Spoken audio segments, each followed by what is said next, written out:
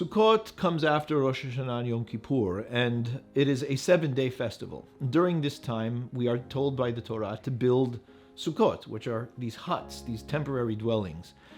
But the Hachamim, the sages, say that we have to sit in these huts, in these Sukkot, as though we are living in them. Teshuvu ke'en taduru.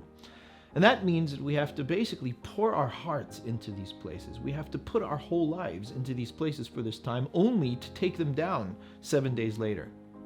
In the entire ambiance of the festival is this concept of transience, the fact that nothing lasts in this world.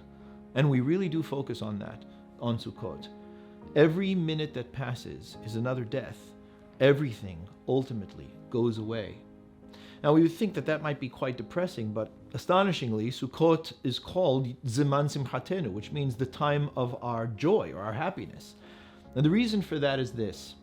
We realize that when things end, they also create significance. If things were to go on forever, they wouldn't be significant. They just would always be.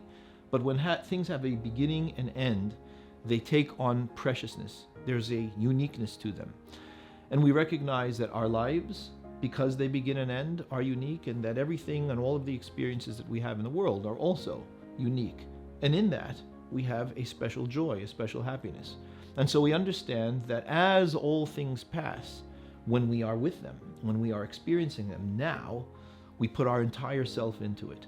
And we rejoice in being able to experience life as it is.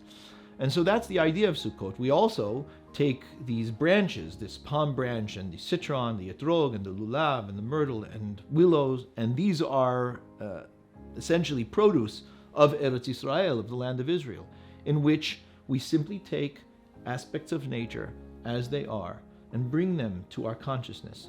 We experience the world as it is, on its terms. We accept the fact that things are here today and gone tomorrow. But we also celebrate the fact that our very lives in this world, even though they begin and they end, and that all things pass, in those things we find preciousness, we find uniqueness and significance, and in that we rejoice.